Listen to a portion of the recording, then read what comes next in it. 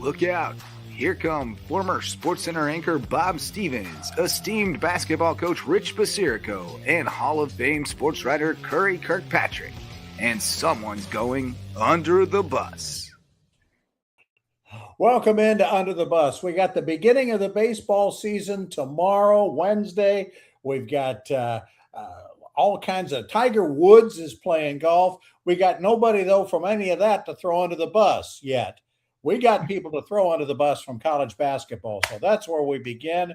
Curry Kirkpatrick and Rich Basirico just back from an intense road trip, just analyzing and overanalyzing and double analyzing the great play in the NCAA tournament. And you all are going to get not only a great report from them, but predictions on what's going to happen in the Sweet 16. Curry, what happened to your Tar Heels? Yikes. Well, Rich and I went to Greenville. The first round was there, and Duke, as number one seed, was there. And the overriding theme of this tournament so far has been everybody's talking about Cinderella is dead. There are no Cinderellas left. Well, we sat there and watched a couple. Siena came real close to upsetting Duke. I mean, pounding them on the boards, shooting threes for 3 quarters. And the Duke coach admitted he was outcoached by Jerry McNamara, whose last game at Siena was almost an upset of Duke. He, of course, moved on to Syracuse within a few days. Yeah, we're going to get coaches here in a bit. Yeah, but then Rich, we sat there and watched the horrifying collapse. You take it from there. Take it from there. Well, first of all, I had to hold Curry back from jumping off a bridge after North Carolina lost. But they were, as everybody knows, they were up by 19, and they were totally control of the game. I think it was about 19 points with about, 13 minutes to go in the game, Curry? And, of course, I closed my eye. You closed your VCU came back. And of course, the theme was that Davis didn't rest his players. And his best players, Trimble didn't score in the last 20 minutes of the game. Legs get tired. You do have to kind of catch a blow. But, they put all that on Davis. But think about this. In college basketball, with the timeouts, they last forever because of commercials and everything else. So they're not playing, I don't want to compare it to a high school basketball game because it's not. But in high school, you get a minute timeout or a 30-second timeout. Boom, you're out back on the floor. These guys are resting. For how much time do they need to rest? I mean, 5 minutes here, 5 minutes there. I mean, it is a lot of time to rest. But North Carolina just didn't get the job done. I don't think Davis did anything really to kind of stop the momentum of VCU. Their best player scored 34 points. Never did anything defensively, never ran anybody at him, doubled up on him. I just don't think he does a very good job of X's and O's. I think his players like him and like to play for him, but he doesn't, in my opinion, for whatever that's worth, they don't really make any adjustments throughout the game. And when you're a major college program like North Carolina, up by 19 with 30 minutes to go, you should not lose that game. And unfortunately for him, he might lose his job over that game. Bob, when you're live at one of these NCAA games, Rich makes a great point. The timeouts go forever. I mean, it doesn't seem like they're that long sitting at home, but when you're at the game, I mean, the bands and the cheerleaders, I mean, we could go to the restroom, which was way far away. We could have gone and made 2 trips and not make any basketball. It's unbelievable how long the timeouts are. But I thought that I just thought Rich and I talked about this afterward, and we were close enough to see the faces on the North Carolina team. I've never seen terrific college players, because they are really good to be playing for North Carolina, just get scared. I mean, they were totally scared. They couldn't shoot. They were like frozen. There was a 5-second timeout. Call. We couldn't get the ball in bounds right in front of the North Carolina bench. There were missed free throws. Trimble, our hero of the Duke a month ago, had a 1-and-1 with a 2-point lead, to put it to 4 and end the game within what was there, 12 seconds or something, Rich? Yeah, Definitely. yeah. Would have ended the game right there. He missed the 4-1. I mean, and then we had our center miss a free throw at the end, what would have tied it. It was just a horrendous collapse. And the North Carolina fan base is outraged. Of course, they haven't been big Hubert Davis fans for the last several years. I mean, this is the second year in a row we lose in the first round, which we've never done, which we've done before, maybe once in Dean Smith's career, maybe once in Roy Williams' career, but this is Davis' second first round and out. And as Rich says, he may be in danger. If I could just do a quick, I'm taking up too much time, me talking, but a personal note. In fact, Rich was standing with me. We were waiting to go into the game Thursday evening. It was the first game of the evening, the Carolina Virginia Commonwealth game. And the athletic director of North Carolina, Bubba Cunningham, came up he was on his way into the game. And we paused and chatted for a few minutes about the Carolina game, mostly about the Duke game and how Duke shot 21 free throws to Sienna's 6. Yeah. Give me a break. But anyway, we were hobnobbing about that. And poor Bubba Cunningham goes into the game, and 2.5 hours later, he is starting to be besieged with what's he going to do about Hubert Davis.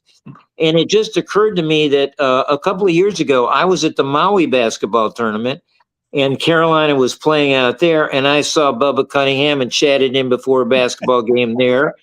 And a few hours later, he was on the phone firing Mac Brown, the football coach, because Mac Brown had gone off the rails and wanted to stay, and they were going to let him tread lightly on as an exit. And Bubba Cunningham had to fire Mac Brown on the phone, and he talked to me just 20 minutes before that. And then Thursday night, he's talking to me, and now he's probably going to maybe have to fire Hubert Davis. So you may not get an invitation to Bubba Cunningham. I may stay away. Yeah. So let's go there before we go to the Sweet 16 games. Then let's go to the coaching thing. Arizona State picked up Randy Bennett, the St. Mary's coach, who'd been there for a long time, to replace Bobby Hurley. Cincinnati gets Utah State's young coach, Jared Calhoun, who had been he's a Cincinnati grad, and was a Huggins assistant and things like that. So that all fits. Creighton's Greg McDermott apparently is going to retire, and that will allow Alan Huss. Yeah, that's his. That's a long-time Creighton guy. He came back. That was all in the cards. Right. He came from High Point. Yeah, he built High Point and just left it a year or two ago. Syracuse gets Jerry McNamara, again an alum from Siena. Providence goes off the board a little bit and goes to USF coach Brian Hodgson, young coach who is a Nate Oates, I guess, disciple. To coach at Providence. What else is going to happen? Let me give you the quote of the tournament, I think, from a young coach at Troy named Scott Cross, who got smoked by Nebraska 76-47. And he came in the presser and he said, "I want to thank the good Lord for the opportunity to just having our guts absolutely ripped out." A great quote. And Georgia Tech knows a great quote. A couple of days later, they hired Scott Cross to be their new coach. So, I mean, what a quote. You're going to love having him in the ACC then. Yeah.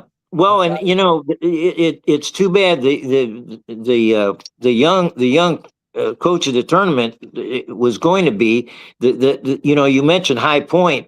Yep. That guy Flynn Clayman was so aggressive in his post game. They upset Wisconsin, and then they gave Arkansas. All they wanted. He's a terrific prospect. That's the guy that Charles Barkley said he had 1 year left of eligibility. He wanted to play for this guy. Well, everybody would want to play for him because he gives them the freedom to shoot anytime they want. I mean, it's unbelievable some of the 3-point shots attempts they take against Arkansas.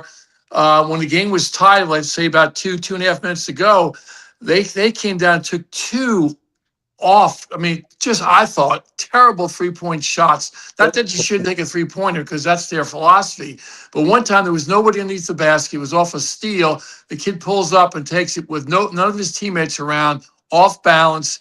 I just thought, yes, you can give the freedom to your players to shoot when they want, but you also have to pull them back a little bit and say, look, that's not the type of shot we want in that situation. A 2-point, it's a tie score, 2 minutes to go in the game. I just thought some decisions, going back to Davis with North Carolina Curry, in regulation time, they had the ball with, 20 seconds to go and they call a timeout. They run a play, and they ran a play with the center giving a handoff pass on the sidelines. On the side, right there, and he fumbled the ball out of bounds, and of course it's going the other way. Why would you be given a handoff pass in the middle of the court? Sure, why not? But on the sidelines like that, I just thought some decision making. Of course, it's easy to coach when you're sitting in front of a TV or in the bleachers. It's real easy because there's no pressure whatsoever. But I think the people that I want to throw under the bus right now is the officials. I just think, Duke in 2 games. I know, but Duke in 2 games attempted 44 foul shots compared to the other 2 teams was 16. When they beat Siena by 6, Siena was 6 for 6 from the foul line. Duke was 18 for 21. So the difference of 12, there's 12 points right there. We only attempted 6 shots. Siena 6 shots and Duke 21. It was we. While we were sitting there, Rich, it was we. Well, yeah. Well, how about this one?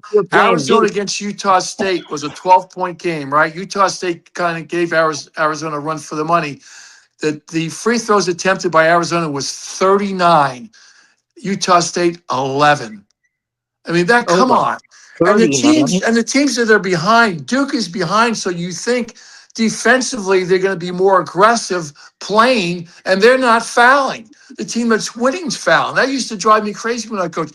We're winning the game. Why are we fouling? This team's behind trying to get in our grill, and they're not fouling at all. And the St. John's game, until the end, St. John's Kansas, St. John only had 2 fouls. Kansas 2 fouls until the last 2 minutes of the game, or last minute of the game. Then they started fouling.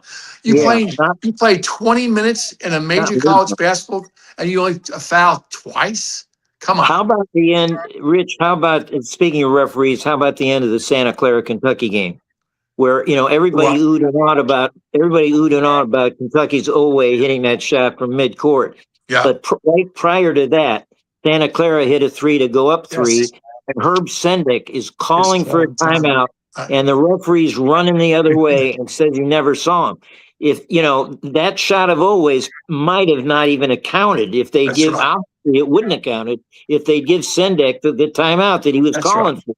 That's a referee error right there. Yeah, for sure. And there was the guy running down the court. There's also a trail official who was behind him, who had to see him as he's running up the court.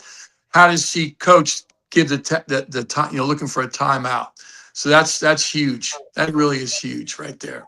I do have one coach that I want to throw under the bus, and he's probably my favorite coach, Bill Self, for the way they handled the timing of those fouls at the end of the game against St. John's to give St. John's enough time. I think that was his players' fault, though, Bob. I think that was his players' fault more than Self, because he was telling them to wait, and they were calling the timeouts too quickly. They did it, and he's responsible, and now he's reevaluating his future. Health. Yeah, he says it's a health matter, so maybe his health wasn't too good after those timeouts. Vaughn will get that job, and that'll be another inside thing.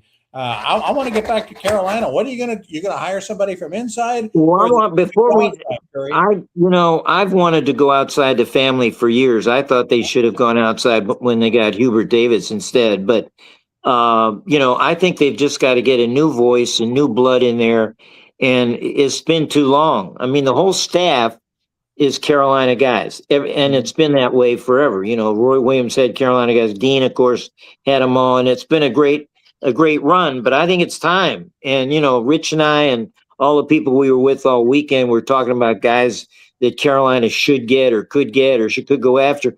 We think the 2 calls should be to Stevens, the Celtics executive that was a former coach at Butler, and most of all to Villanova's coach. Right? Yep. Who's now, he left CBS to go be the assistant to the president of Villanova. I mean, what does that mean? He go gets his cloths, he go gets his cloths, he go gets drink for him. What does he do? He's got to be bored out of his mind. He was at the Villanova game in the NCAA, sitting right behind the Villanova bench. So, and he looked bored doing that. So, I know that Carolina could outbid the Diocese of Philadelphia to get this guy, but everybody says that he's not coming back to college. He'd be our dream guy, right, Rich? Yeah, without a doubt, he'd be the guy. But Curry, I don't think he got out of coaching. I think the two reasons is the transfer portal and the money involved with college athletes. I think he's done with that. A lot of guys are done with it, obviously. That's why these guys get out. That's why Roy got out. That's why got out. Without a doubt. So but Bob, we also talked about a couple of Todd Golden at Florida. Yeah. The biceps guy at Iowa State, Otzenberg, who I call him biceps because of those tight shirts he wears all the time. He's in the weight room all the time. And who was the other one, Rich, we thought might be? Oh, I like the Vanderbilt guy. Yeah. I think he's a mold that he was once a college at Charleston, but he seems like a clean-cut guy. He's done a great job at Vanderbilt. He's also mentioned in the Hubert Day. But, the more this goes on, and everybody said they were going to make an announcement by Monday or Tuesday, which was today. And the longer this goes on, apparently Davis postponed his end of season meetings with the players. I don't know. What does that mean? I don't know. It's just maybe the writing's on the wall right there. He can get his money out of Belichick by having him coach basketball too. And the portal opens April 7th. So they've got to make some kind of decision pretty soon because, I don't know. The longer they wait, it's just not good. Well, that's true. The only thing, Curry, I could be thinking of is maybe they have a list of guys they want and they're talking to their agents. And if they find one of the guys that they want, then they'll tell Davis to take a walk. If they can't get one of the guys they want, they'll keep Davis, Yeah. But they should make a decision, either say yes, he's staying, or no, he's walking. On his side, the argument for keeping Davis is that this past year he lost his great player at the end of the season. We were doing great before that happened, and that kid was so good. What's his name? Caleb Wilson. Caleb Wilson. He was so good. He made our team so much better. Everybody around him played better when he was in the games. And I happen to think that he saved us in the first Duke game. His first half against Duke was like phenomenal. And he saved us in that game. I happen to think we probably would have won 25, 27 games, been a third seed in this tournament with Caleb still around. So people are saying, give Davis another year. He's got 2 5-stars supposedly coming in, and if he can retain some of his players now, give him one more year. So that's when you look at his record, it's pretty impressive. He's been to a Final Four. He's won the ACC tournament. But the sad thing is that he can't. Last couple of years he hasn't gotten it done. Curry, what was the year that he was ranked number 1 going into the season and didn't make the tournament? Didn't make the tournament. That was 2 years after he got to the national championship game. Yeah. And beat Krzyzewski twice. Going out and going under. Have we got Bob? Have we got any more time? I want to get back to some coaching stuff. I want to ask Rich. Well, can we do that? Is that in regard to the first weekend, or you want to make that as part of your predictions coming up? Yeah, no, it's regard to the games that were just played. Go ahead. Go for it. Well, two of the stunners. They talk about Cinderellas. You can be Cinderella teams as well as Cinderella individuals.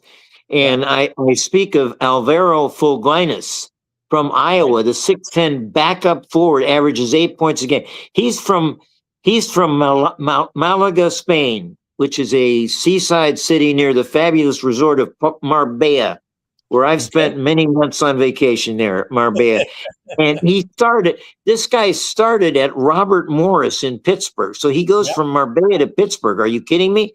And he was such a rebounding fiend at Robert Morris that they gave him a nickname, Spanish, El Pulpo, which meant the octopus,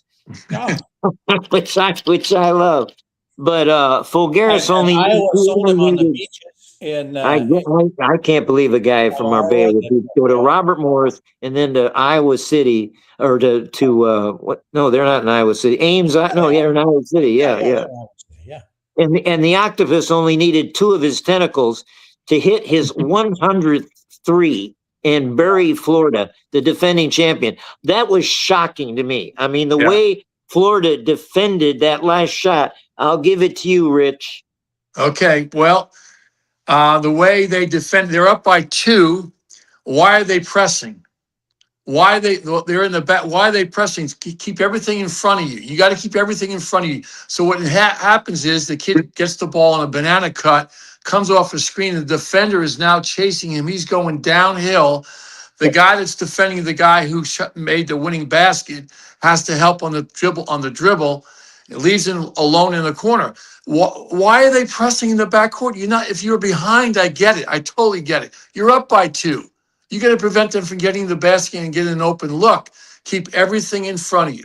So Golden, wasn't golden that night, did a very poor job, I think, of defending. They didn't need to overplay in that out of bounds play. They did not Rich Golden said after the game he was going to foul. He wanted to foul and put them on, not foul Bennett Sturts, but Bennett Sturts, their best player, Iowa's best player. Right. He's got the ball. He made the banana cut. Nobody was near him, Rich. Nobody was even near him. Well, he got caught off on the screen when he came off that and got the ball. The guy was chasing him down the floor, and he was in the backcourt. He never shoot him in the backcourt defensively. Pick him up at half court, or take the guy off to the guy that's out of bounds because they're not going to throw the home run pass. Take him off and double teams Serge so he doesn't get the ball. Well, do you know why he said that after the game. He wanted to foul and put a guy on the line. Unless he had 2 free throws ties the game. He's playing for overtime. That doesn't make sense. Unless he had foul. Did he have fouls to give? Did he have any fouls? I don't think so. Well, that's crazy then. Why would you foul and put him at the foul line? I don't know if you watched much of this game, but I did. I turned to it when I was ahead. The Florida team just seemed to waltz around this game. They seemed not to be bothered until the middle of the second half, where they figured out they were in trouble. And then they were fighting for their lives, and they were playing great, and they went ahead. They went ahead in this game, and I thought we're going to win it easily now. And, of course, they were ahead by 2, and Iowa got the ball on the last shot. But I just thought for these big-time coaches, let's go to the St. John's game, the end of the St. John's game. What are we doing there? The guy drove a straight line to the basket, he's a left-hander. Right, he shot with his right hand. Devin Darling. Yeah. And Patino said afterward, Darling wanted the ball. He said, let's call a play for me. He'd missed 4 shots. He only took 4 shots, a couple of which were air balls. That's right. And as Patino said, he calls them bells. We know what that means. And he said Bells wanted the ball to take on the play to take him to the basket. But Rich, where was Self's great Kansas team? Where were they? Think about if you watch the replay, when he drives, like you mentioned, in a straight line, the guy that's defending the wing on St. John's, the Kansas player, never pinched, never looked to help. He should be pinching. If he would have forced him to make a pass, they might have even gotten his shot off. But if you watch the highlight, the defender's right there. All he's got to do is step in and make him give the ball up, and it never happened. Never just let him go in a straight line. That defender was Peterson, was Kansas Star, the guy that had such a good. Rich, he's guarding another guy. He looks around and he sees little Darling which was a great song, by the way, in 1957 by the Diamonds. He little darling just goes by him, and I Peterson just know. looks at him. He just looks at him. He makes Exactly. no move to stop. It was unbelievable. It's That's- unbelievable. Elton John also wrote about a little darling in one of his tunes. Who I throw under the bus for that play is Mark Few of Gonzaga, because the kid goes to St. John's. He's from Spokane. Oh, He's right. getting He went to recruited. Washington State and Idaho State, Right. darling. I mean, How do you do? How does Gonzaga not get a kid from their own backyard? They get kids from all over the world. They didn't get one from their own backyard. They're out of the tournament, and the kid is still playing. St. John's is going to take on Duke. Let's take a break. We're 25 minutes already in. We haven't taken a break. Let's take a break. We'll come back. We're going to have Curry and Rich, the experts, pick these Sweet 16 games when we come back and throw some other people under the bus.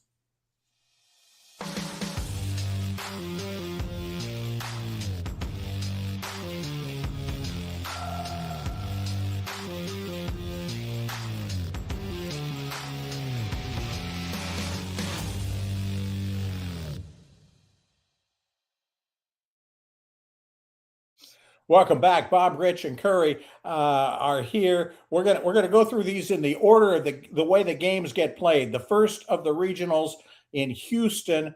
We talked a little bit about Iowa already. They do not get along at all, apparently, with Nebraska. This could be a whole lot of fun. Well, they played each other during the year, right? And I think they split during the year, correct? Yeah, and there were 2 court stormings. So we got all that going, and then Illinois, Houston on the other side. Instead of a Florida Vanderbilt game, which put by the chalk would have been this game, you get Nebraska, Iowa, 2 Big Ten teams.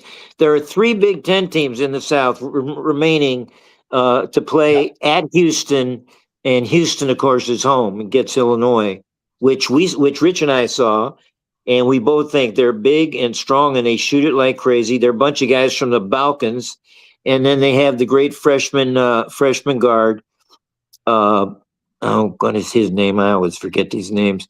But there's going to be, in this game, there are going to be 2 terrific freshman guards against each other. Houston's Kingston Flemings and Keaton Weigler is the Illinois point guard. So that'll be a great matchup. But I think Rich and I both think Houston's going to emerge from here, right? Okay. Well, defense, I mean, Houston's obviously going against Houston's defense is so strong against Illinois' offense. Obviously, is one of the best in the country. But you got to go with one defensively. You got to go with defense, in my opinion, right? Not to mention they're going to have 2 home games if they. Well, you're playing in Houston. Basically, you're playing in Houston, and you're playing with a terrific coach. Yeah. Illinois has a lot of weapons. They really do. They can shoot it. They can rebound. They're so big and so long. But Houston's been there. I think they had 3 starters back from last year's Final Four team, which makes a difference in that experience, because you can't teach experience. You have to experience yourself. That's a big plus for Houston. I think that's a great matchup. That's a fun game to watch. Well, they got the great kid Sharp. They got Flemings is the point guard, and then Uzan. So they have that great 3-man backcourt. Right. And the freshman center that Sampson brought in has had a great. Chris Senek has had a great season, and he's going to have to go up against the Illinois big guys. So, but I just think it's Houston. It's Houston's regional to win. The other Thursday regional is in San Jose. Arizona, Arkansas play each other. 2 of your favorite coaches, by the way, I guess. Right? Tommy Lloyd and Coach Cal, and then Texas and Purdue. Who comes out of there? Well, I think Purdue over Texas. I mean, Texas is the ones I guess you would say Cinderella team if there was one. I mean, they're the 11th seed. Horn Sorella. I call them Horn Sorella. They're the only Cinderella. And of course, Texas says, we're not a Cinderella because we're Texas.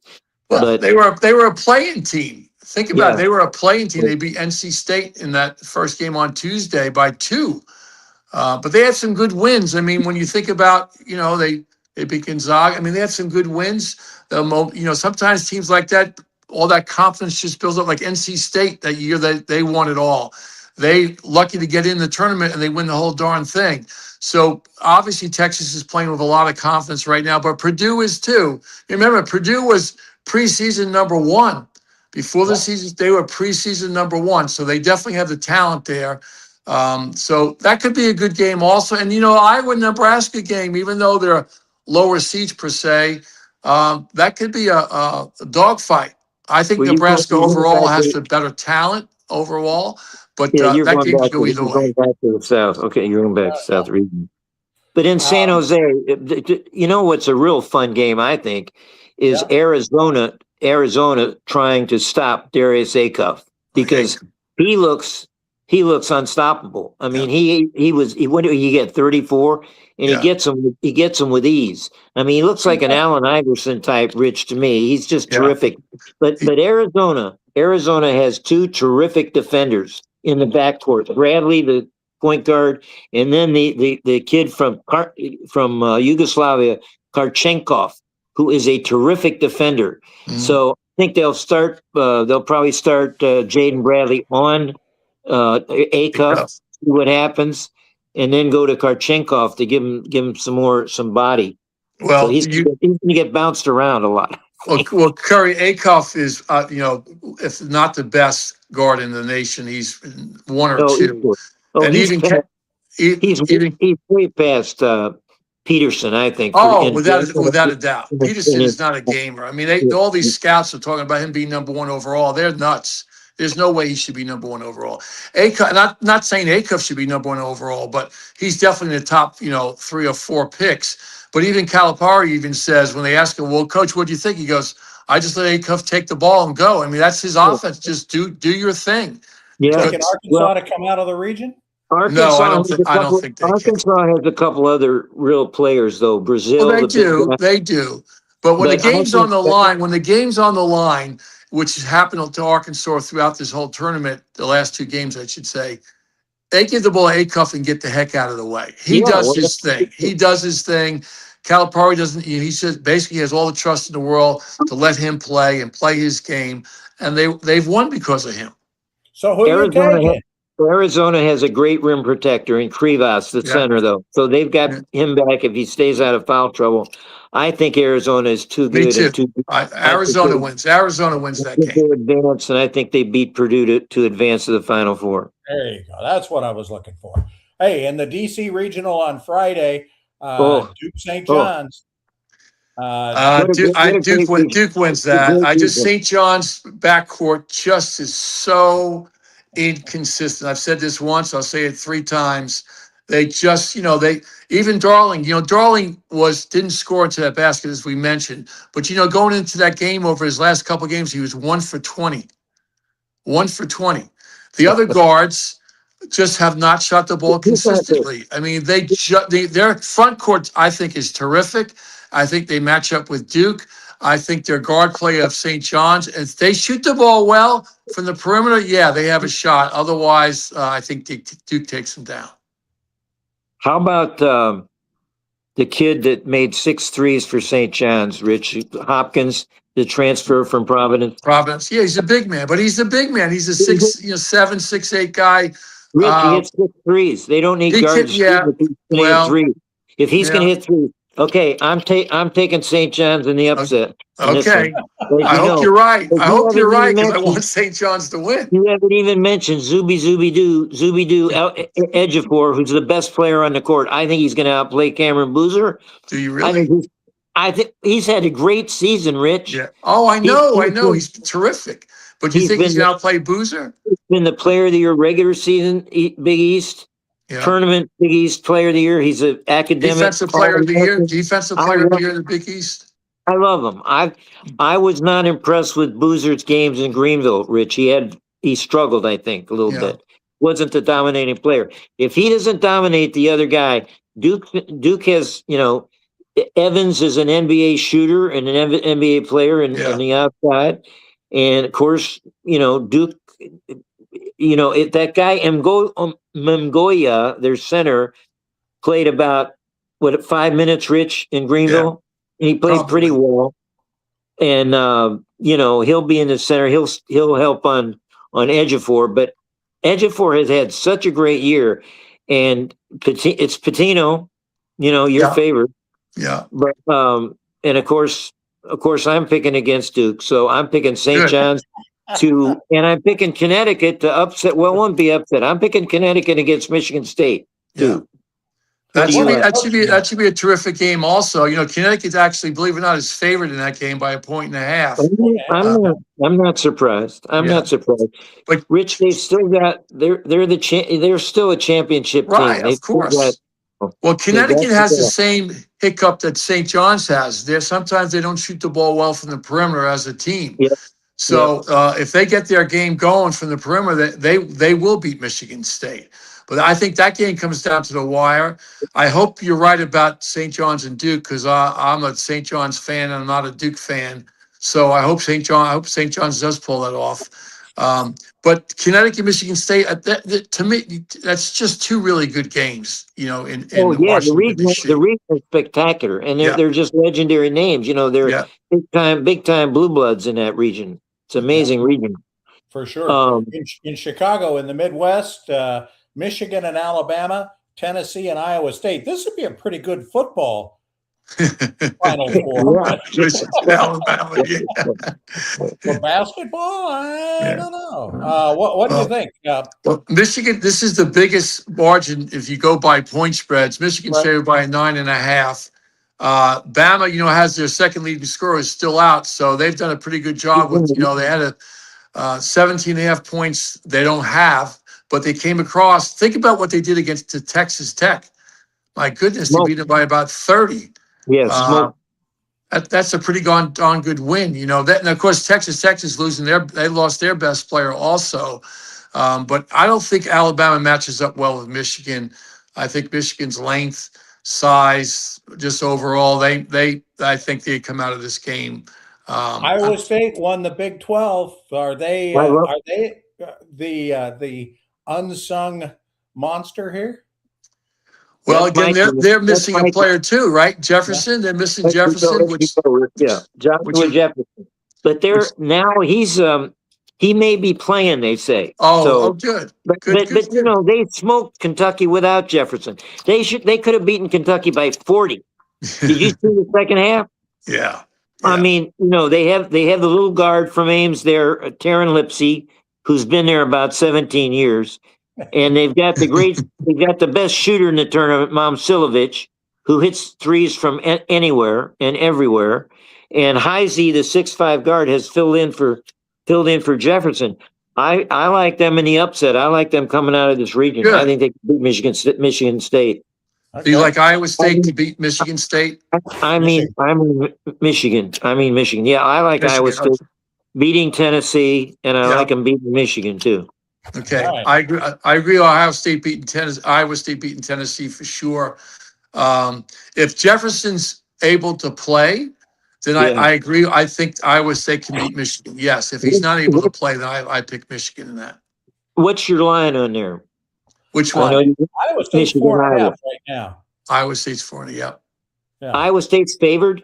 4.5 over Tennessee. I wonder what an Iowa State Michigan line would be. I don't know. They don't post that yet. It'll be good. It'll be good. All right. Let's do 30 seconds on the women's tournament. UConn or the field? I say UConn. I mean, UCLA is really good, Texas, but I still say UConn. That experience, they're playing so well as a team, and they just. Think about women's basketball. You see some of the scores. I mean, when by Connecticut was their line was 37.5, and they covered it easy. It's crazy. Let's expand both these tournaments and make more terrible teams get in here. It's ridiculous. It's absolutely absurd. It's absurd, this expansion talk, don't you think, Rich? Yes, absolutely. Yeah. I say Dawn Staley, my one word about the women, Dawn Staley will get very angry at some point in the tournament. You think? I'm picking that. And then she'll soak and What's sit the on over their and under? bench. First 10 minutes? Yeah, yeah. And she might still just win the whole thing. Who knows? Okay, Rich. Okay, Rich. Quickly now, Bob's cutting us off here. Who's your Final Four and the winner? And you talking about the You don't have men's? to pick the winner in the Final You Four go yet. back to the. Oh, pick the women. Go ahead, pick the women. I don't even know what regional. UCLA. UCLA will play Connecticut in the final. That's my pick. I agree with that. I definitely agree with that for Okay. sure. Okay. Good, And I'll good. be happy South Carolina lost. All right, there you go.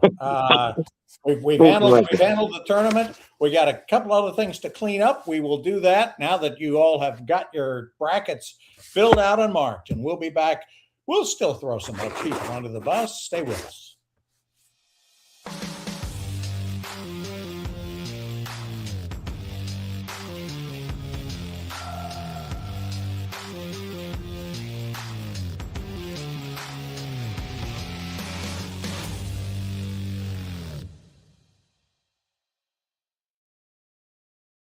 By the way, for those of you watching us live, the Jupiter Golf Club, the Jupiter Links Golf Club leads Tiger got LA hurt.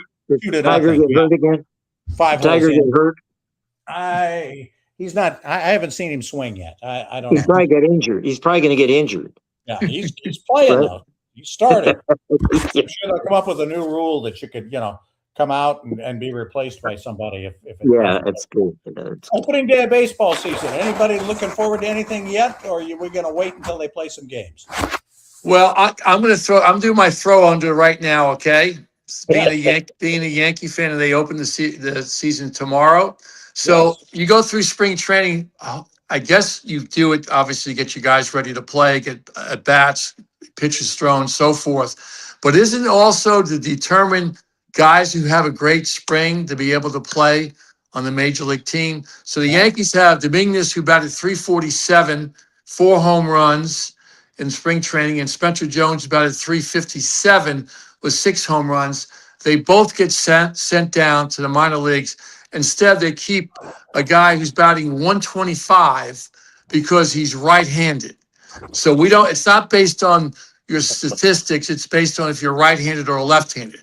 And then in the pitching, Gill, who was Rookie of the Year 2 years ago, didn't have a great spring, but he was 4.66 ERA, 24 strikeouts over 19 innings. Not great, but pretty solid. And instead they're sending him down. Well, no, they're not sending him down. They're not bringing him. They're going to not put him in the rotation right now. And they're putting Weathers in the rotation. Now, Weathers, until today's ERA was 11.68.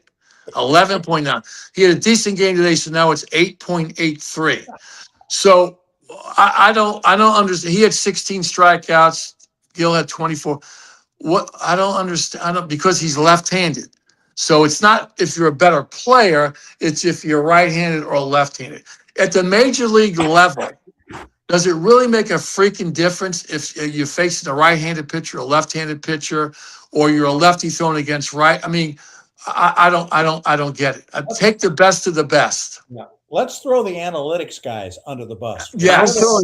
I'm throwing Rich under the bus. I can't believe we're talking about spring training statistics when it's you got to look at that for what guys make the round club. of 16. When it's the round of 16 in the NCAA basketball tournament, we're talking about spring training statistics. He brought up baseball. Curry, you're a Cardinal fan, and Rich has got too much time on his hands. I know. Cardinals are rebuilding. This is the Cardinals rebuilding year. So that's what I'm doing. Okay, well, we'll make one predict. Dodgers or the field? Dodgers. I'm saying the field. All right. I'm going to say believe it or not, the Athletic today ranked the teams from 1 to 30, and they ranked the Blue Jays 7th. And didn't they come within like a couple of inches of winning the whole thing? But they only ranked them as the 7th best team. They ranked the Yankees tied for 2nd with Seattle. Really? Oh, wow. Dodgers number 1, though, and obviously, and they're probably worth it. All right, the NIT. Okay, I'm gonna force my Final Four in here. Okay. All right. Can I force my Final Four in here? Because nobody ever. I got 3 Big 12 teams in the Final Four. 3, but I got Houston beating Connecticut and Yep. Arizona beating Iowa State and Okay. Arizona beating Houston. All these rematches for the championship. So the Big 12 champion wins the whole thing, huh? Yep, I got Arizona that. beats Houston in the finals. All right, good. That's what I got. Rich, what do you got? I never. Don't give me Duke. No. I'm not giving you Duke. Absolutely not. I'm not giving you Duke. I think I think I like Houston, but I like Michigan. I don't know if I think I want to pick Michigan winning it all. How's that? Okay, right. they'll have to beat. They'll have to beat. They're on that side. They'll have to beat Arizona in the semis, right? Yes. Okay. Then it comes down to coaching, and I think Michigan with May does a better job than our friend at Arizona. All right. I'm going to take Iowa State and Illinois. Wow, All look at right. you. All right. How about Bob? Good for Big- you. We'll see which ones get there, and we'll throw other people under the bus. Anybody got a last under the bus, or we'll shut it down now? I feel my baseball guys under the bus, even though Curry's not. That's good. See, he's not ready for baseball because of his Cardinals. And he's already sold them to the devil. They're gone. I got one quick. Our NFL heroes, Yes. including Tom Brady, got their asses totally kicked by the real flag football players who really play flag football. So that was really stunning to me. It is a different, I think, as any of us who watched any of it, and I cannot count myself among that group, but it will make me want to watch it because obviously it is a different game from what they play in the NFL. The good and it's going to be it's going to be in the Olympics. So that's kind of interesting. What do you think? Well, yeah, let's take another minute. Do you think they'll go with the NFL guys because of the audience, or they'll go for the flag football games and try to win the gold medal? Well, I have a question. The Olympics are going to be played during the NFL's preseason. Yeah. So I don't know. Will NFL teams let their players play flag football? I don't know. I don't think so. I think it'll be old guys. But didn't Robert Griffin come out and say that he wants to play in that? He started training. It'll be those kind of guys. Right. Well, you know who really wanted to play though? Who's the Cincinnati Bengals quarterback? Does Burrow want to play? Joe Burrow? Joe Burrow said he's always dreamed of being an Olympian, playing in Olympics. And no, he did this long presser saying how much he wanted to play in the Olympics. So, and then, of course, he went out and got his ass kicked by the real flag footballers. It'll be interesting to see how it all plays out. We'll be around to talk about it for sure. Thanks for joining us under the bus. Thanks to Worldwide Wesley Kerr, for producing tonight. And we'll see you next week. We'll find out if those Final Four picks that I'm sure we just taped are going to hold up, and we'll be around next week when we all get together and throw another bunch of folks under the bus. Thanks, guys.